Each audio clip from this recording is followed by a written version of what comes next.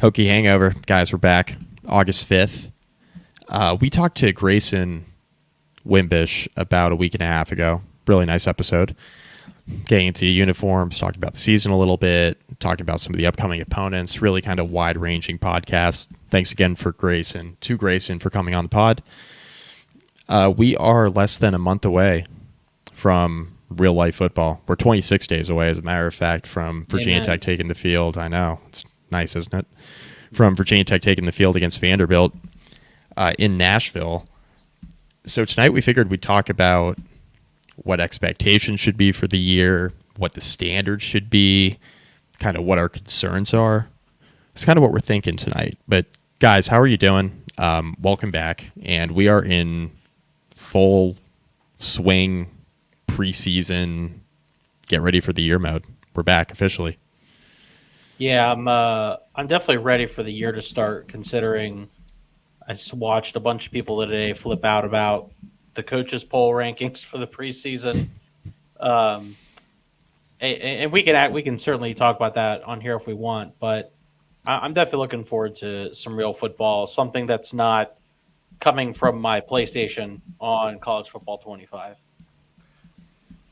Yeah, only real big update on my end was got a nice little surprise bonus at work. Hello. And, I could have put that into the stock market. Do you know what would have happened? I would have lost. Yeah, it would have been a bad idea right off the bat. Instead, I did the smart decision. I went right to Best Buy. I bought an Xbox. And the not game. What I thought you were going to do. I thought you were going to place a futures bet for Tech on the ACC championship. No. Just the Xbox. And let me tell you, right off the bat, I'm pretty bad at the game. I don't know what it is. Maybe I'm. It's tough this year. Actually, I'll say this. My buddy talked me into doing it because he doesn't have the game either. So he was my ride, because there may have been a Bloody Mary at breakfast, at which point I was convinced to go buy an Xbox. Didn't take much convincing. It was one Bloody Mary. I was just like, hell yeah, let's do it. I guess the popularity of the game has really driven demand for Xboxes up to the point that they did not understand. A lot of stores in Charlotte had to go to 3 stores before finding an available Xbox at the 4th. So either way, me and my buddy get back to my place. We set it up. We play the game. He's playing as NC State, Ohio State guy, but his girlfriend went to NC State.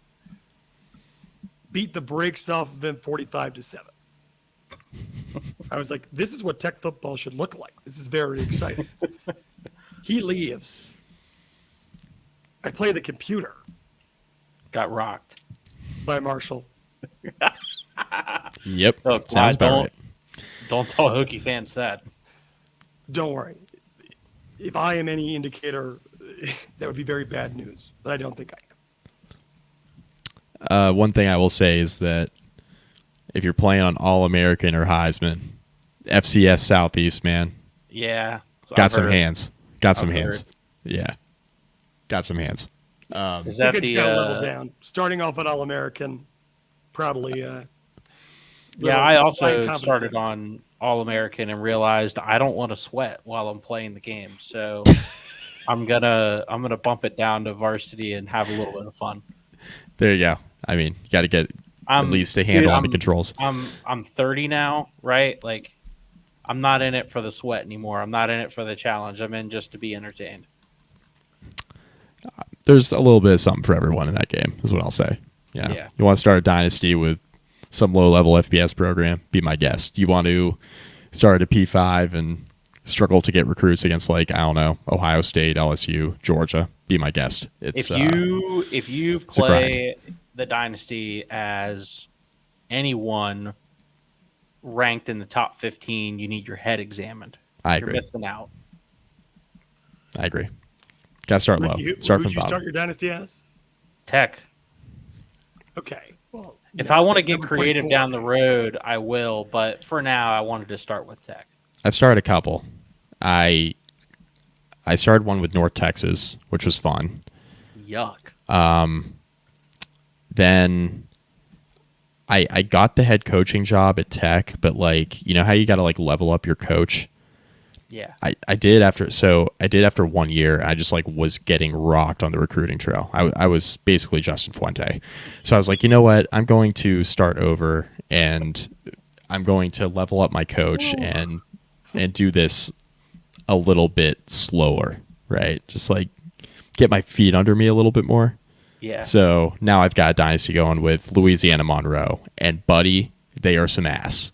They are some ass. But I'm going to be more prepared when I do get that P5 head coaching job. I will say that I'll be more prepared this time. I'll stay for more than 1 year. I wasn't even the North Texas head coach. I was the North Texas OC. So I went from that to Virginia Tech head coach, and I was getting Fuente'd on the trail. That was a problem. Getting Fuente'd on the trail. I will say, so one thing that at least some of my friends have learned from the game, grass isn't always greener on the other side. Friend of the podcast, Jimmy Cleveland, my best friend, guy who I had season tickets with this year, goes to Florida, winning SEC championship games. I think he might have won the Natty. Then goes to Alabama, fired after 2 years. Dynasty over. Tough. Expectations are high. But for me, I'll put it out there. Here's my game plan, and I'll just lay it out for you guys. While I'm like terrible at the game, I'm playing with Ball State. I do like Ball State, but I'm willing to lose with them. Once I get decent at the game, we're starting a dynasty with Middle Tennessee. Oh, there it is. Oh, yeah. Rick Stockstill Jr. Yes. Go from there. Carrying on the family legacy. Yes. And then third dynasty, I'll probably just do like a single season with Tech once I feel like I'm really good and try to roll it. Say, you're probably going to do Rutgers at some point, right? We got plenty of time. So maybe not when we're recording podcasts every week, though. But either way, though, Ricky, I kind of want to segue into a real conversation here. You mentioned the coaches poll. People are getting pissed. On a scale of 1 to 10, gentlemen, how much do we actually care about this? Do we have negative numbers? I mean, yeah, like I actually kind of look at it as a positive in the sense of Virginia Tech's been getting a lot of hype this offseason as it is. So I'm okay with them being snubbed here. I'm totally fine with it. We all know that this doesn't matter, right? That this plays zero role. They're right on the cusp. I mean, I think they were, based on the others receiving votes, they would have been like 28th or something like that. Regardless, they're starting in the range that we expected them to be starting, which is in the back end of the 20s and maybe into the high 30s. That I'm totally fine with that. Totally cool with them going into Vanderbilt unranked. They win that game on the road. They probably end up ranked in week 2. So I'm not at all worried about it. Yeah, that's how I felt too. The thing about it is, like, I think like level setting what expectations are for the year. Like going into it, I think Virginia Tech has become like the worst kept secret in terms of like teams that could be sneaky good this year. Yeah. I think a lot of people realized pretty quickly, especially towards the end of last year, like Hokies go on that run where they're kind of running over all the teams that are like 50-50 games or teams they should kind of beat. They're rolling through them. Then the good teams, obviously, there was still some deficiencies where it's like, all right, this team's not a finished product. But then all of a sudden Tech brought everybody back off of that team that was starting to gel towards the end of the year.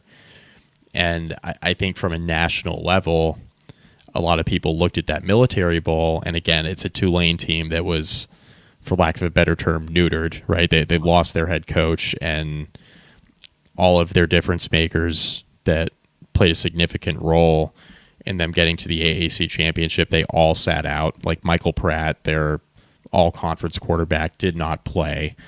A bunch of their skill guys did not play. Their entire coaching staff was either 1 foot out the door or already gone. Yeah.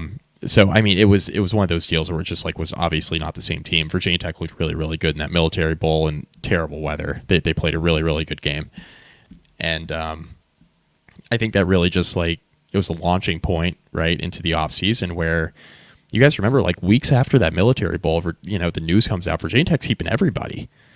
I mean, it was early January. We were starting to hear of all the receivers coming back, and we were starting to hear about all the corners coming. We heard about Delane and Strong returning, and all of a sudden, Virginia Tech starting to plug holes in the transfer portal at positions of need, and we're like, all right, you know what? Like, this is a team with a lot of returning talent that was playing well towards the end of last year, and it's a team that's starting to plug up holes, right, with guys who have been all-conference players where they were at before. Like, you plug in a Sam Brumfield at Mike linebacker, who's an all-conference player. You plug in Aeneas Peebles, right, who's coming over from Duke as an all-conference player in the middle of the defensive line. Like, it's not hard to see why a lot of the national college football people had Virginia Tech circled going into the offseason as one of those teams that could definitely make a jump. And that's before you even look at the schedule, right? So, I mean, I agree. I think the three of us, when we were kind of wrapping up the season last year, we were talking about, we were looking ahead a little bit to this year, and we were saying, you know what, this is a team realistically that heading into the year should be a top 30 team in the country. That's what they are. That's what they are. I mean, we'll see what the AP poll does in a week or so. Virginia Tech could very well be in the back end of that poll. But I think that anywhere from like the bottom half of the top 25, I mean like from 20 to 25 to like inside the top 30, I think is probably pretty reasonable. So I'm not surprised that Virginia Tech was unranked in the coaches poll. I guess maybe a little surprised, not shocked, is what I would say. Yeah, I mean, at the end of the day, this doesn't really matter at all. It'd be one thing if Virginia Tech was, a group of 5, Tulane type school, where in order to get the recognition down the line, starting off higher is going to build you that credibility so that you don't have a huge uphill climb. Virginia Tech's a power conference school, decent football brand. They play well. They're not getting ignored. In my view, it's almost a little bit better to have somewhat of a chip on your shoulder to start when everyone, for decent reason, ourselves to an extent included, are kind of blowing smoke up these guys' asses. Like, we have fans talking about playoff very frequently. At least the possibility. I mean, hell, I think the best part of the offseason so far has been Josh Pate absolutely glazing this program for the entirety of the offseason, only to leave Virginia Tech out of his top 45, which was objectively hilarious. Exactly. But yeah, you're right, Andy. It blew my mind. The guy's been a super homer hokey all offseason, and like, use that for all the engagement he could possibly milk out of us, and then bam, it comes time to drop his 20. I'm not putting him in there. Hey man, he says a power rating, not a ranking, and to that I reply with, "Shut the hell up." You had him rated high, Josh. I love Josh Pate, but JP poll, we were not a participant, at least in the initial one. Either way, though, when you look at the coaches poll versus the ACC preseason poll, the results are like pretty much exactly the same. Virginia Tech fell behind all the ACC schools that they fell behind in the ACC poll, in the coaches poll, by roughly about the same margin. Like, when they play on the field, we shall see. What the poll does, by putting Virginia Tech at, like you said, Ricky, 28, it lends them the credence. A lot of people think they're have a chance of being pretty good, which when you bring back the returning talent that you have if you're Virginia Tech, there's obviously a very strong possibility. We're not pulling things out of thin air here when we're predicting that Virginia Tech might have a good season. But they were a 6-6 football team in the regular season last year that did not beat any powerhouse team. I think that putting them as a preseason 15 would be lending them credit that they haven't necessarily earned yet. They have the opportunity to earn it, But at the end of the day, so long as they can roll through the non-conference schedule, they will be a top 25 team, in all likelihood, a top 20 team heading into that game in Coral Gables against Miami. And that will be the, if Virginia Tech is the team that on our upside we think they can be, that'll be the first real test.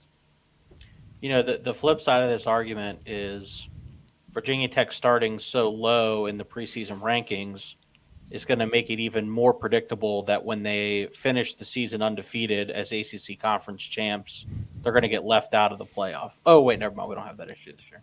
Oh, yeah, there we go. We went from 4 to 12, so you can lose almost as many games as you want if you're a Big Ten or an SEC school. But anywhere else, you better only have one loss if you're 12-0 Virginia Tech getting a bid. I don't know. We'll see.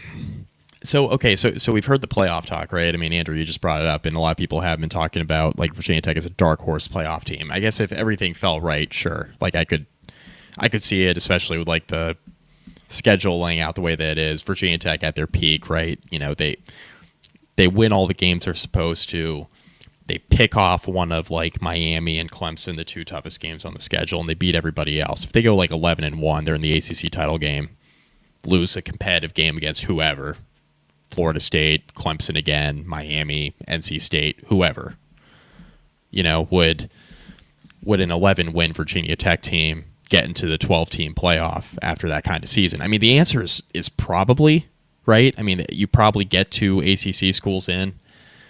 We talked about expectation versus the standard, right? What's the standard going to be for Brent Pry's program? And I think the one thing that he's been consistent about is we want to compete for championships at Virginia Tech. This is by far his best team since he's gotten here. I don't think there's any dispute, right? That 3 seasons in, he's never had this much talent on his roster before. I think the one thing that the three of us can all agree on is that the depth probably across the board is still not there in the way that Brent Pry would probably say this himself, is not there in the way that he would want it to be at its peak. But I also think that, Pry is realistic about where this program's at, knows that this is a talented team, knows that, and he said himself, great that everybody's kissing their ass, but it really doesn't mean anything, right? So Pry is probably pretty happy they're not in the coaches poll, right? Because it's easy to motivate. Hey, a lot of people are saying that you guys are this, but a lot of people are saying you guys aren't this also, right? You aren't, this type of program. So I mean, what do you guys think the standard should be, right, in this new 12-team era? Maybe we can start there. Should Virginia Tech be one of those schools that should see itself as a top 12 to 15 program in the country? Because it's been a while since Virginia Tech has been that consistently at all. It's been a very long time.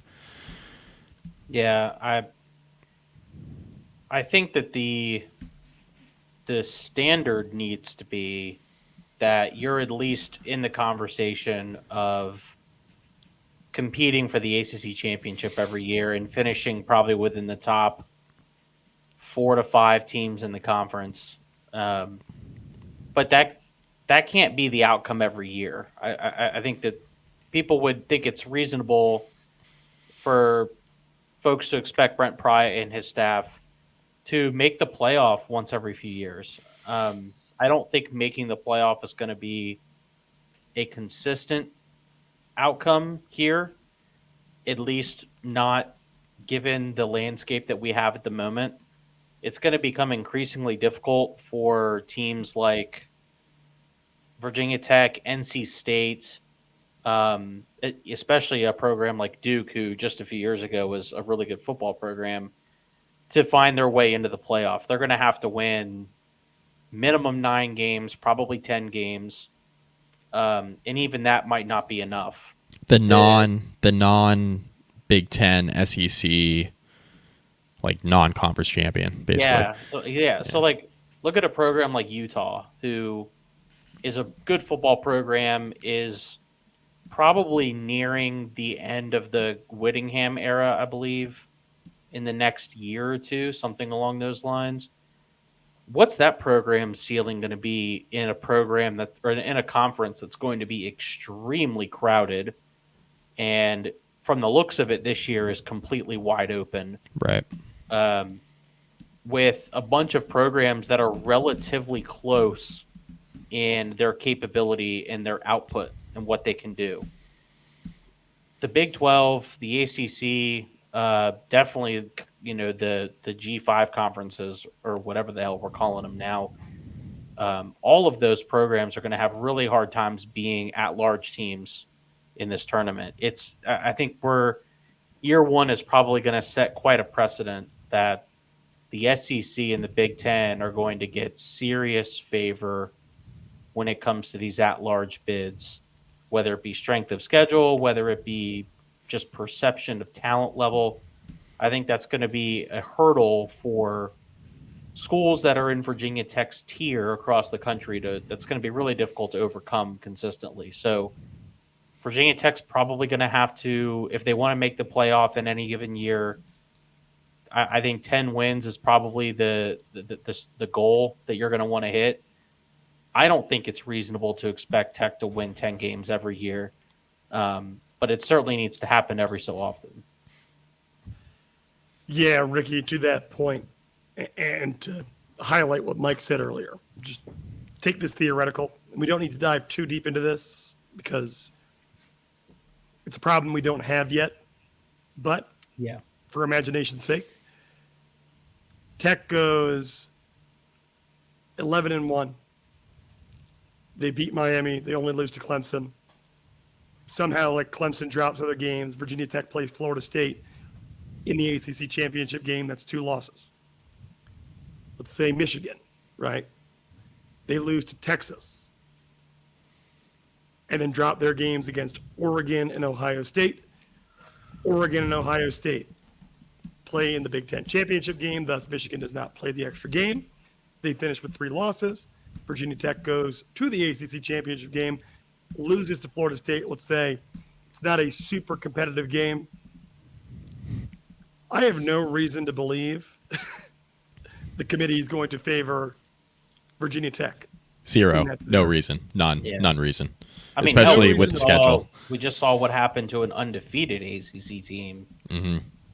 in a 4-team playoff, let alone what's going to happen when there are 5 or 6 other teams that are fighting for those spots. And Florida State had a tougher schedule than Virginia Tech has this year, right? So, like, you lay out that 11-1 scenario, Andrew, with like a 3-loss Big Ten team. Like, if Michigan goes 9-3 and they were in the national title game last year, I don't care what you say. Like, there's going to be some bias playing in when you consider the fact that they're not returning like anybody on offense except for Donovan Edwards. They're really not returning anybody else. And the entire coaching staff's gone, and they go 9-3. I mean, that's kind of the problem that Andrew, you were alluding to just now, and that Ricky mentioned outright. It's going to be hard for teams in that like upper middle tier of these non-P2 conferences, right? So basically, I'm talking about the Big 12 and the ACC. It's going to be hard for the non-conference champion in those conferences, right, who had a really good year, to overcome a Big 10 or an SEC school that's playing a more difficult schedule, losing a couple times, but being a top 4 team in one of those conferences. I mean, look at the way this is laid out right now. I mean, the way the playoff is laid out is, the Power 4, right? Each conference champion gets a bid. Then the highest ranked group of 5 champion gets a bid, right? So that's 5 teams. Notre Dame, which, I mean, Notre Dame lost starting left tackle today for the season, right? But they're looking like they could be a playoff team. They're a wild card, I feel like. Right. So, and probably will be every other year. Right. So, I mean, let's say, I mean, they have a pretty good team coming back, right? So let's just, for argument's sake, let's say they get in, right? So that's 6. Now we get into the at-larges. So the question that I think we're going to find out pretty quickly is how many Big Ten and SEC teams are going to get the remaining at-larges. I named 6, so we got 6 more. let's say for argument's sake, we get 3 more Big Ten teams in and 3 more SEC teams in. Yeah. That's it. We're at 12. The one thing that may come back and haunt some of these programs in I guess the P2 now is if they start beating up on each other a little too much. So if you have like a borderline good Michigan team, but they end up with 3 or maybe even 4 losses, 3 losses, they at least have a chance, but they have no chance at 4 losses. Yeah. Given the amount of good programs, especially in the Big Ten right now, and in the SEC now that they're adding Texas and Oklahoma, it's not unreasonable to think that some of these programs are going to lose more often, Right. because the talent is spread so across these conferences. There's going to be fewer and fewer easy wins on the schedule for those teams. And you're going to have those years where they play really, really hard schedules. A program like Florida this year, which it seems like Florida has a decent amount of talent on that roster, but their schedule is absolutely absurd and ridiculous. And they're talking about them winning 4 games this year.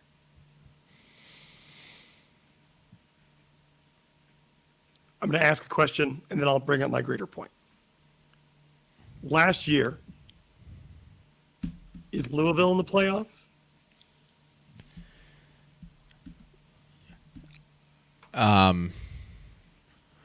Probably. I'm trying to think of like the non-conference champions in the power conferences, right? I think so. Like Oklahoma State probably makes the playoff, right? They lost to Texas in the Big 12 title. They probably make the playoff. You have Bama and Georgia in the SEC. Missouri probably had an inside track. They had a really good year last year. So if we go off last year's CFP rankings, or excuse me, the AP 25, Louisville finished 19th last year. Well, that was after the bowl game. But even still, I mean, so that means they were, 10-3 last year before the bowl game? If you look at the college football playoff final rankings, they were 15th. Okay. Which means that they would have been right there at least. They would have been. Yeah, they would have been the right conversation. there. Yeah. But ranking them 15th, last year is incredibly. There's no consequence to it, right? Where you're putting these teams when there's nothing on the line based on where you put them. At the end of the day, it's New Year's 6. It's really non-consequential now. It's basically like, are you going to be like in a big time bowl game that's not in the playoff? If you're ranked 15th, it's like, oh, you had a good year. You're not in the playoff, but you're still going to a nice bowl game. So there's your answer. Last year, based on the way that they ranked it, the ACC 2 regular season loss runner-up would not have made it, not even straight up on the borderline. There you go. Well, so on that note, as we talk about Virginia Tech, is the playoff the standard? I don't think so. Not right now. I mean, when was the last time this team won 10 games? 8 years ago? Yeah. No, it's been a long time. Yeah, it's been since 16. Yeah. This has been a 6-6, roughly, football team for the better part of a decade. The standard that I'm looking for at Virginia Tech has nothing to do with the playoff. We know we can't control the influence of money and how it's realigned college football and how ultimately the teams in those Power 2 conferences are going to have stronger resumes even with more losses. Tech can't put harder games on their schedule in the very near term.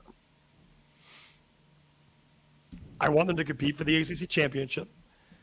I don't want there to be years where they're out of that conversation, because it's been a long time since Virginia Tech won an ACC championship. And if you want to make the college football playoff, That's an auto bid. If you could accomplish that, then we can start talking about loftier goals. Because at the end of the day, right now, Virginia Tech making the playoff doesn't even really matter. They're not going to beat Ohio State. They're not going to go on a run to the national championship. Yes, it would be extremely fun. It would be excellent. But an ACC championship banner is a tangible championship banner on the wall that you won. Once we get that, we can talk about loftier goals. And, it kind of to that broader point, Andrew, that's what college football has been about historically for the last 60-some years, right? Conference championships, winning rivalry games, winning big bowl games. That's really what the fabric of college football has been for so long. So I think it's perfectly reasonable to expect Virginia Tech to compete for that banner on a consistent basis, and they got to win it, every so often. And, winning it does put you in the college football playoff, and whatever happens there. But definitely feel like Virginia Tech needs to consistently put themselves in the conversation for a conference championship. And if they're not there, then I think there is a problem, especially considering the ACC, broadly speaking, has a depth issue for the conference. A couple things, right? Number one, as we sit here on August 5th recording, I think in all likelihood, just kind of looking at the landscape on paper, which is all we can do because there have been no games played yet, I think the top 4 to 5 teams in the ACC are better than the top 4 to 5 in the Big 12 this year. I think, if you're going to get multiple bids out of one of these two conferences, I think this year it's probably out of the ACC. Games aren't played on paper, but that's what we'll go off of for now. I think considering kind of some of the schools in the Big Ten and what they're losing, right? Penn State didn't really have a downfield passing game last year, so they're going to be probably on the back half of the top 12. If they're kind of the same team coming back, they're probably back half of the top 12. Michigan, I think, is obviously taking a step back. I think Ohio State and Oregon are going to be really, really good in the Big Ten, right? SEC, I think it's fair to expect Alabama to take a little bit of a step back just because the Saban effect. Georgia's going to be really good. We'll see about LSU. They're replacing a lot, especially a quarterback. They're replacing a lot. Florida's a wild card. They're like a team that could, I am not very high on Florida, but given their schedule, if they win 8 or 9 games against that schedule, they're going to be a competitive team for the playoff just because their schedule's so tough. Texas is going to be really good. Texas is going to be a top 10 program, right? So Georgia and Texas, those are probably the two teams to watch. And Missouri's got a really good team coming back. So Missouri's one of those dark horse teams in the SEC. Bottom line is I think the ACC has a pretty good chance of getting 2 teams in the playoff this year. I don't know if that's going to be the case every year. I think they have a pretty decent shot this year. So that means that Virginia Tech, in my opinion, would have to make the conference title game. So, is that the standard? I think it can be the standard at some point, but Andrew's point of it's hard to skip, and Andrew didn't say this, I'm saying this, I'm taking it kind of one step further. It's hard to skip steps in a rebuild. Yes, it becomes a little bit easier with the transfer portal, and you can plug holes, and I think Pry and his staff have done a really good job of that. Coming in year one, they're oh my God, this roster's a mess, to then plug in a bunch of holes going into year 2, and then having a good established baseline roster, and then plugging holes again.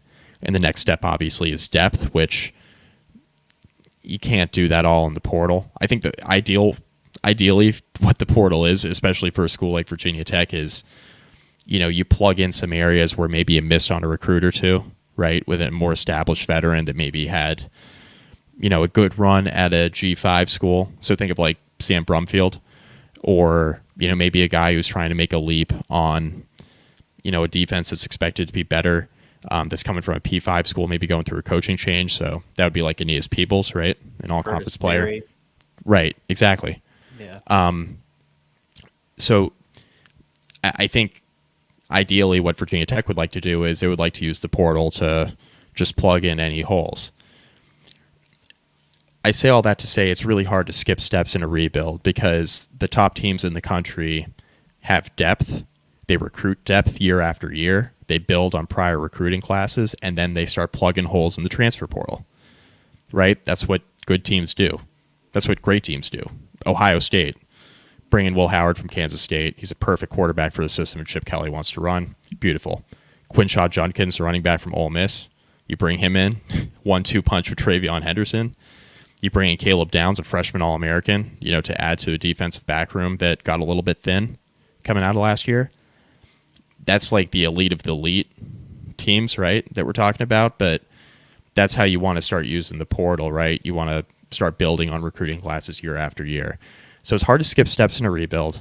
And Virginia Tech went from 3 wins in year one to, quite honestly, like an unexpected 7-6 last year with how September went. I think we'd all agree. A very unexpected. I mean, I think going into the year on paper, like we were really hoping the team would make a bowl game. But how that year went last year was really not in any way how we anticipated. So now we come into this year, and for people to, I'm not saying don't dream big, but for people to talk about a team that went out and won 3 games 2 years ago, had to scratch and claw to make a bowl game last year. Now all of a sudden we're talking about them as a playoff team, and like saying that with like some conviction behind it. I think it's a little early, right? I mean, I look at the schedule, and the one thing I keep coming back to, and we'll do our full season preview on a podcast here in a couple weeks, but the one thing I will say is like I'm having trouble finding Brent Pry's best win in his first 2 years. Like what? I don't think Virginia Tech's beaten a good team yet. Not really. Right? Who is it? Who's the best win? I'm not trying to like poo-poo on everybody's parade. I'm not trying to be a pessimist. I am high on this Virginia Tech team this year. I think they're going to be pretty good. But I'm just trying to be realistic here. Like who's the best team that Tech's beaten? And that's the question I ask, because when we're talking about going from 3 wins to 7 wins to playoff, like you got to beat a good team first. And they're going to have an opportunity to do that this year, but only a couple times, because this schedule is pretty forgiving, which I think is great in a rebuild. That's a good thing. It's a net positive, right? Build some confidence and stuff like that. But like, I'm not of the belief that Virginia Tech is just going to like steamroll in the first 4 games and then like show up to Miami on that Friday night being 4-0. Like I think Rutgers is going to present Virginia Tech some problems in the trenches. Like I think their quarterback's some ass. So I think that's to the benefit, obviously, but like Rutgers is a team in the trenches that I worry about even before Miami, because Virginia Tech has struggled with that kind of team the last couple of years. That's kind of the blueprint. It's like, can you bully them in the trenches? And I think Virginia Tech's set up to succeed defensively in a way that they weren't maybe last year, but the offensive line, I mean, they're bringing everybody back, and this offensive line hasn't really beaten a good front yet. I'm going to submit to you that Virginia Tech's most impressive win may be the 2022 road win at Liberty. Gross.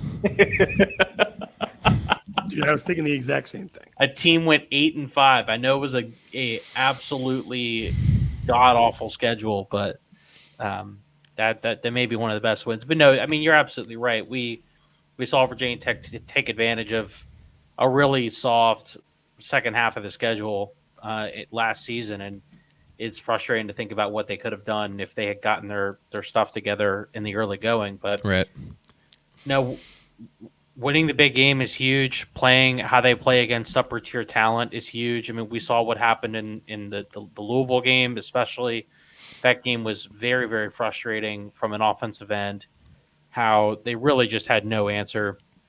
And even on defense, they had no answer for the run game for Louisville's top 2 backs. So that it's a huge worry. I think the overall depth is a concern for sure. The secondary is still a concern for me, specifically at safety. I know Jalen Stroman comes back. I don't want to see Jalen Jones playing starting reps. He better be a whole hell of a lot better than he was last season if he's going to be a starter. So this team's got plenty of questions. But like we've been mentioning really all offseason, this schedule is it's ripe for the taking. And Brent Pry, I don't know that Pry is going to have this veteran of a roster that's got as much talent as it does for at least a couple years. Yeah, you got to strike while the iron is hot. I agree.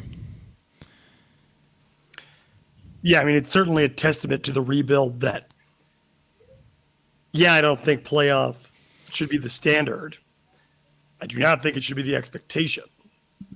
But I can't rule it out of the realm of possibility. No, agree. Yeah, no, I agree. I agree. Yeah. And, I mean, the two teams that are marked as Virginia Tech's likely losses, if you will, are teams that finished below Virginia Tech in the ACC last year. They have flaws. Miami, a team that is, as always, based on some serious projection.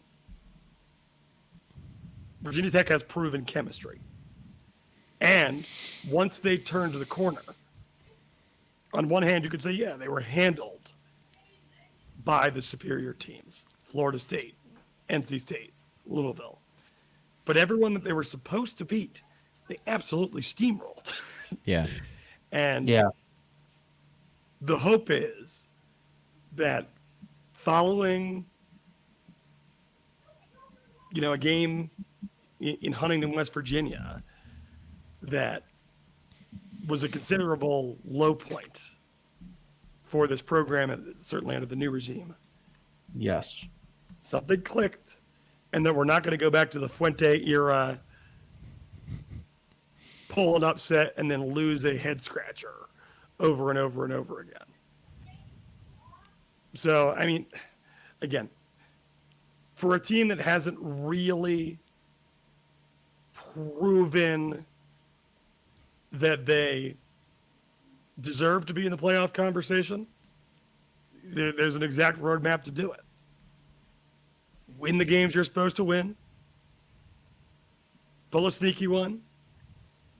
And then you can blame the college football playoff committee at the end of the day if you don't get it, right? But control what you can control, one thing at a time. Because to Mike's point, like, this team less than 365 days ago played Marshall and played Rutgers. They lost both those games. So, going in with reasonable level of hype and perhaps a reason to put a little bit of a chip on these guys' shoulder, in my mind, ultimately amounts to a good thing. If Virginia Tech, let's play this out too, right? I'm sure we'll have this conversation again here in a couple weeks, but say Virginia Tech comes out this year and, steps to a rebuild. Year one is really like, especially considering what the roster situation was really like a year zero. It was like, show us that you can be functional in any way. Virginia Tech didn't really do that in year one. I mean, I guess the Liberty win, we just brought that up as maybe the best win. So the one I thought of today when I was walking the dog and we were like, three of us were texting like, hey, what should we do? I was taking a break from work. I was walking the dog and I was like, what was the best win? Was it 2023 UVA against freshman quarterback Anthony Calandria? Gross.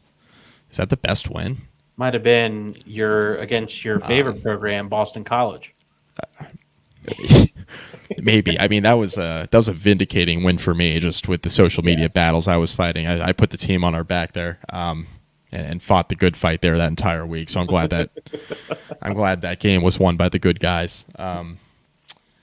But steps to the rebuild, be functional in any way year one. They weren't really, and then they weren't really functional in year two in the month of September, and then everything clicked and Tech started doing the things that you would hope to see in year two, where you start winning some 50-50 games, right? And then maybe winning the games that you should win. Tech didn't do that in September, but I thought the rest of the schedule they did that, right? And then just didn't beat the good teams. Didn't beat a Florida State, didn't beat a Louisville. Could have certainly beat NC State, but didn't, right? That was very frustrating. We came away from that three of us, obviously, on this podcast, we came away from that game really, really frustrated. So year 3 in this rebuild, right? The steps, it's win the games you're supposed to, win the 50-50s, and then be competitive in the big games, right? And if you're not going to steal one, at least don't get blown out. So can Virginia Tech do that? And the reason why I lay that groundwork is if Virginia Tech goes like 8-4 this year, right? Which I think is well within the realm of possibility. The over/under in Vegas is 7.5. I think Tech could absolutely go 8-4. I think that's perfectly reasonable. Lay it out. I mean, pick any random loss, and then look at the Miami game. Look at Clemson. Georgia Tech will be competent. You have to go to Syracuse in year 1, team with a lot of momentum, and we'll see whether Kyle McCord was just not good enough for Ohio State or if he's just actually mid, and we'll find out. But you go to Syracuse, which hasn't been friendly to Virginia Tech. Grayson brought this up, I think. Haven't won there since the Vic era. So, okay. And then you have to go to Stanford. Not going to be a very good team, but you got to go across the country. You host Rutgers, a team that I think is going to win 7 or 8 games this year. There's a roadmap to losing 4. If they do that, in my mind, it's like, okay, how did Virginia Tech get to 8-4, right? Would it be a little bit disappointing? Maybe, right? If Virginia Tech goes out and beats Clemson and then loses to 3 or 4 teams we think they should beat, and Clemson goes on to the ACC title game, Tech pulls that upset and then loses a bunch of clunkers, we're going to be like, hey, what the hell was that, guys? Right? Yeah, we're going to be pretty pissed off. But I think the other side of that is like, what if Virginia Tech just simply doesn't beat teams that we think are better in certain spots, right? Like Virginia Tech doesn't beat Miami, doesn't beat Clemson, maybe doesn't beat Rutgers. I'll use that example just because of the trenches thing. That's only 3 games, and then maybe loses to a competent Georgia Tech, for example. I think we're going to enter 2025 with a lot of the same questions, like, can Virginia Tech beat a good team? And, was an opportunity squandered? You know what I mean? Just based off of, the roster that Pry has entering this year, I think is going to far surpass what Virginia Tech's going to have in 25, barring something totally unforeseen and unexpected. I mean, a lot of this team is going to be gone just by virtue of a lot of significant contributors being seniors. So this feels like a really, really important year. And in terms of the ACC title game or the playoff, I just think from an optics standpoint, it's a really important year too, just because of the state of the sport with conference realignment and stuff like that. I think there would be no better time than the present to have a really good year, in my opinion. Just from that standpoint, kind of where you stand and all that, because nobody knows what the sport's going to look like conference-wise in 5 years. Nobody has any idea. Hell, I'm not even sure anyone knows what it's going to look like in October. Well, yeah, no, I agree. Yeah, nobody knows what it's going to look like in a couple months, right? So. Yeah, I mean, Mike, to your point, last year going into the season, we were making predictions. I think I had them at around 6-6. I think we all did, give or take. I wouldn't have considered 6-6 to be a massive success. But given the way that things started and then the way that things finished,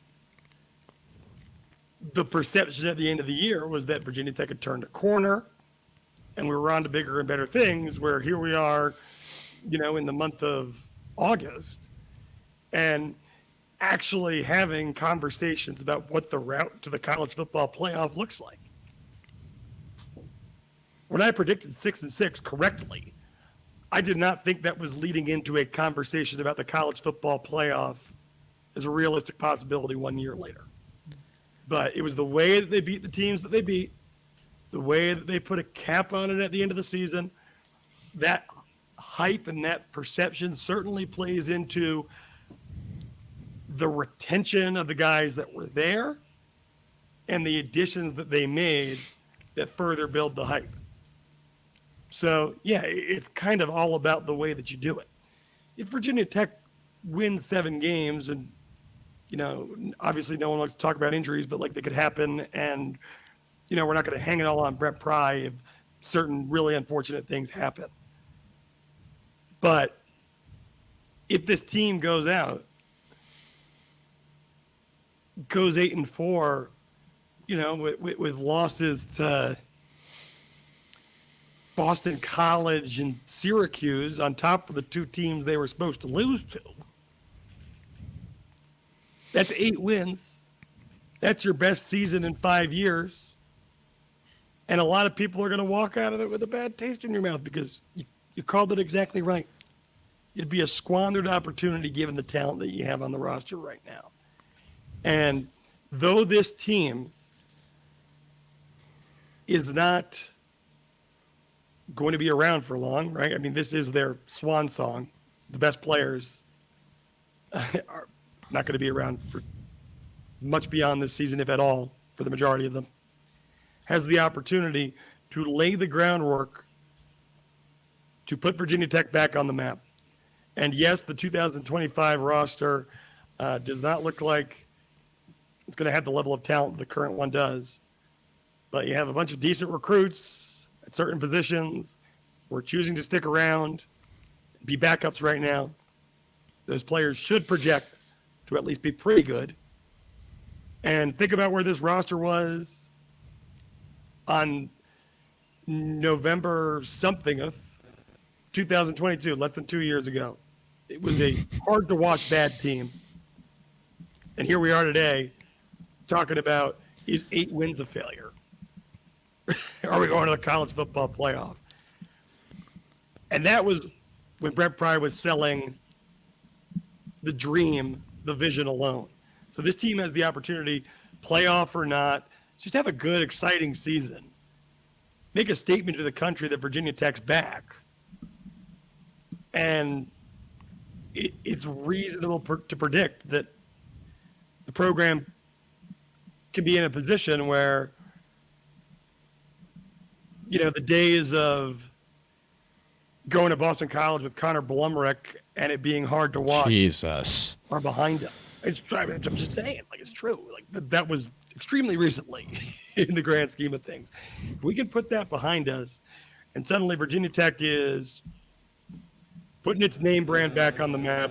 We got cool uniforms. We got a certain swagger behind us. It's going to play on the recruiting trail. It's going to play in the transfer portal. And then we got to start worrying about Brett Pry leaving. But, let's not put the cart before the horse. Either way, God, we are here to – sorry, everyone. We're here to leverage – God damn it, Andrew. the momentum that we have. He's right. And that is what this team's ultimate goal should be. It's to continue to build, and that's going to have to do with perception, and that's going to have to do with the way that the season plays out more so than anything else, in my view. Obviously, a playoff berth would be absolutely great, but there's ways to be successful beyond that, beyond even really just making the ACC championship game, if we're being honest. It is the reassertion of Virginia Tech as a powerful program, something that represents all the intangibles and the history that the program's always had behind it, that you can leverage into the future. And that's what I'm here for. I'm very excited for it because I think it is that more so than a playoff berth or even an ACC championship game appearance is well within the realm of possibilities. And I think that should be the expectation. That should be the standard, at least this year. Andrew just killed my mood. Absolutely shot. We've never been shy about tough conversations on this podcast, and it's just a tough conversation that might happen if really good things happen. The way I look at it, no matter what happens with the roster heading into 2025, not that anybody gives a shit about 2025 at this point, but that roster, there's no way in hell it'll be worse than what they fielded in 2022 in Pry's first year. No way. No, it shouldn't. No way. I mean, my God, that was it would take some serious that was a protection watch. for that to happen. That was a tough watch. In a world where you can always add a quarterback, we should be fine.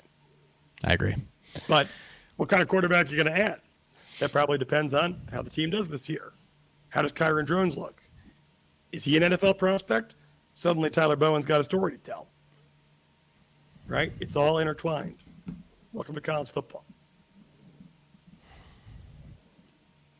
Anything else? I just think it's funny that this podcast, we're already talking about 2025. I'm about ready to cry myself to sleep thanks to Andrew's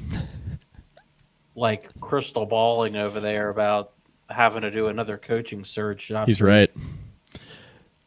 He's right. Hey man, that's the only way that Mike, that's the only way. Listen, that's the only way that Whit Babcock gets to hire a third football coach is if it's that way. So stop talking. We were talking about the August man's 5th. job. We were talking about if certain things happen last year when we had just lost to Marshall and we're 1-3. What's it going to take for him to be gone after that season? That didn't happen. For the first time since 2018, the summer of 2018, we've got some real positive vibes going. So let's try and ride that for a little bit.